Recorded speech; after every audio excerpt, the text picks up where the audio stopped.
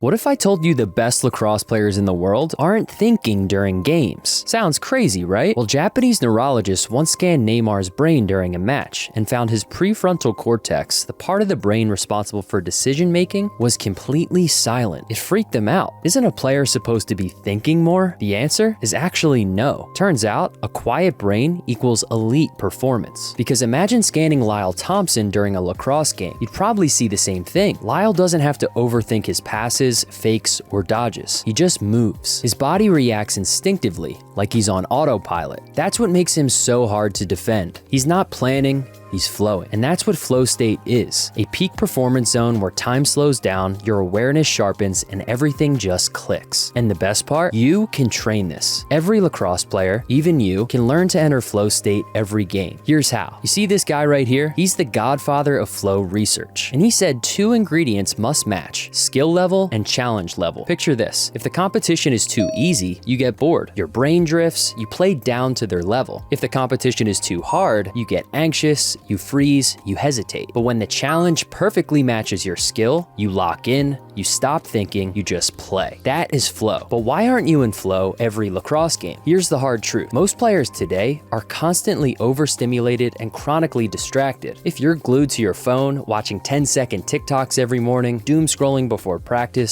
and hopping between apps every 30 seconds, you are literally training your brain against focus. You're destroying your ability to get into flow. Think about it. You scroll TikTok before your game, you get texts and Snapchats on your drive over, you spend more time watching pointless content than actually playing lacrosse. And these habits don't just kill your focus, they rewire your brain to crave instant stimulation. Your nervous system becomes addicted to finding the next new thing. You start to struggle with stillness. You can't sit quietly for 5 minutes, let alone lock into a game for 60. And when you're overstimulated off the field, you bring that same chaos on the field. You overthink plays, you second guess your decisions, and you panic under pressure. Flow state, you're not even close. You feel disconnected, sluggish, like you're watching the game go by instead of being in the game yourself. But this is not your fault entirely. This is what modern life is doing to all of us. However, it is your responsibility to fix it. You have control over it. A perfect example of mastering flow under pressure is TJ Malone. He was recently on Mitch Pelkey's podcast talking about how he balances being a professional lacrosse player while working on Wall Street as an investment banker, one of the most demanding jobs on the planet. And he explained how he sometimes has to play wall ball at midnight or squeeze in workouts in his apartment because he works 16-hour days. Yet when he steps onto the lacrosse field, you'd never know it. He plays like an MVP, fast, fluid, instinctive. That is flow state. Even with intense stress and no time, he trained his brain to switch into high performance mode. This proves that no matter how hectic your schedule is or how stressed you are, you can still enter flow state when the whistle blows. Because it's not about being relaxed, it's about being present. To enter flow, your brain has to be able to handle deep focus and delayed rewards. Right now, most players are stuck chasing shallow dopamine, social media, Netflix, fast food, endless group chats, video games. All of that teaches your brain that satisfaction should come instantly. But flow comes from delayed reward, from building momentum, from staying locked in for a long period of time. Here are 3 ways to reset your brain for flow. First, eliminate overstimulation. Remove or limit content that hijacks your attention. Short-form videos are literally engineered to fry your focus. They're fast, flashy, and mostly meaningless. Try to put a cap on how much time you spend scrolling each day, or at least during the season. 2,